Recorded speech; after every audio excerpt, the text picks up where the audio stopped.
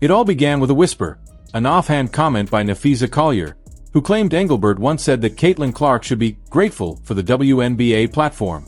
That without the league, Clark wouldn't be making millions in endorsement deals.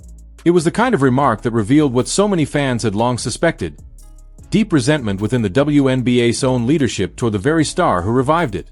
But no one could have predicted how far that resentment would go. Now, the face of women's basketball is being dragged into a legal battle against her own commissioner, and the fallout could shatter everything the league has built in the past year. To understand the tension, you have to understand how fast Caitlin Clark rose. She didn't just join the WNBA, she electrified it. Overnight, she transformed half-empty arenas into sold-out events. Ticket prices spiked. TV ratings soared. Merchandise flew off shelves. Networks that barely mentioned the WNBA before were suddenly giving it primetime coverage. For the first time in decades, people were talking about women's basketball like it mattered. And it was all because of one player.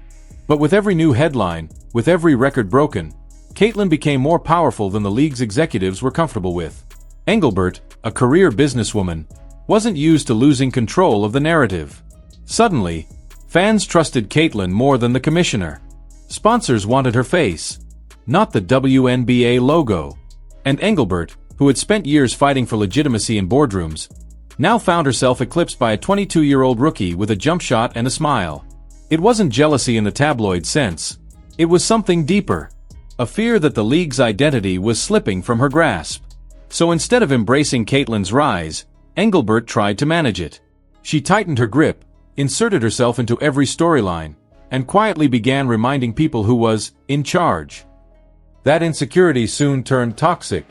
Clark started facing bizarre officiating decisions, unbalanced media coverage, and strange scheduling choices that seemed almost punitive. When she was fouled hard, the league stayed silent. When she broke attendance records, the credit went to league growth, not her star power. And through it all, Caitlin stayed composed, smiling, signing autographs, and playing with the same competitive fire that made her beloved. But beneath that calm exterior, the tension was growing. The breaking point came when Caitlin gave a short, simple interview after a tough loss.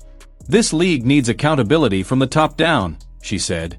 It wasn't angry, it wasn't rude. It was honest. But for Engelbert, it was an act of defiance. Insiders say she took it as a personal insult, as if Caitlin had called her out directly. That one sentence set off a storm behind closed doors. Legal advisors were called. PR strategists drafted statements. The commissioner, determined to reassert control, went nuclear. Within weeks, Engelbert's lawyers filed a lawsuit claiming Caitlin Clark had damaged the league's image. The irony was breathtaking. The same player who saved the league's image was now being accused of ruining it. And while Engelbert thought this move would make her look strong, it backfired immediately. Fans didn't see authority, they saw desperation. Social media erupted in outrage. How could the WNBA's own leader sue the woman who put it back on the map? Even players inside the league were stunned. Coaches avoided comment. Agents started distancing themselves. And Caitlin? She didn't lash out. Her agent released a single calm statement confirming the lawsuit and promising to respond through proper channels. No drama. No tears. Just quiet professionalism. That silence was deafening. It made Engelbert's actions look small, almost pathetic. Every fan who once doubted Caitlin now saw her as the victim of a power struggle gone wrong. Engelbert, instead of appearing in control, looked like a CEO having a meltdown on live television. Her public image collapsed overnight. It was like watching a teacher try to punish her star student for being too good at class. Inside the WNBA offices, panic set in. The lawsuit had become a PR nightmare. Sponsors were calling for clarity. Networks were nervous about reputational risk. Even the NBA, long the WNBA's financial safety net, started quietly asking questions. Reports surfaced that Engelbert's leadership was under internal review. Yet through it all, she doubled down. She held a press conference filled with corporate jargon and forced smiles, dodging every real question. "We're focused on growth. We support our players," she repeated like a robot. While reporters pressed her about suing the most beloved athlete in the league, the performance was so flat, so out of touch, that it made things worse. Fans didn't just see a bad decision, they saw a crumbling empire. Meanwhile, Caitlin Clark kept being Caitlin Clark. She practiced. She trained. She played. She laughed with kids courtside and waved to fans after games. She didn't acknowledge the lawsuit once. Her silence was more powerful than Engelbert's entire PR team combined.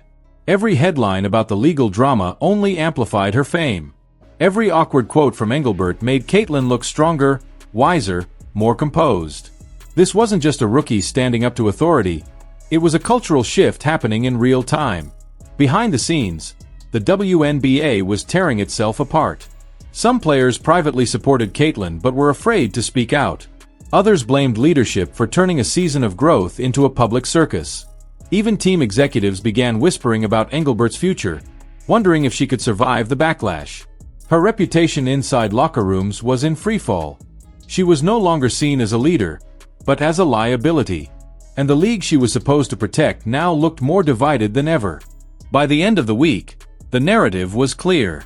Caitlin Clark had outclassed the commissioner in every possible way. Her poise, her consistency, her grace under pressure, everything about her made Engelbert look smaller. The lawsuit wasn't just a mistake, it became a symbol of everything wrong with WNBA leadership. Arrogance, insecurity, and the refusal to let players thrive without control.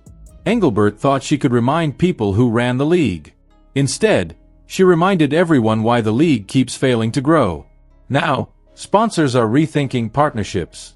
Media outlets are openly questioning Engelbert's competence. And fans, the same fans who finally came back to women's basketball because of Caitlin, are furious.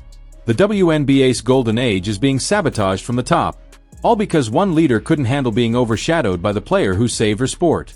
At this point, the question isn't whether the WNBA can recover. It's whether Cathy Engelbert can survive. She wanted to be remembered as the commissioner who elevated women's basketball. Instead, she may go down as the one who tried to destroy its brightest star. And Caitlin Clark? She doesn't need to fight this battle publicly. Her work speaks louder than any statement. Every game she plays, every crowd she fills, every young girl who wears her jersey, that's her response. She's already won. So, what do you think? Did Cathy Engelbert just destroy her own league trying to protect her ego? Or did Caitlin Clark finally expose what fans have known all along? That the WNBA's real problem isn't talent or visibility, but leadership that can't handle success? Let us know in the comments below, and don't forget to like, subscribe, and hit the bell for more deep dives into the stories shaking the sports world.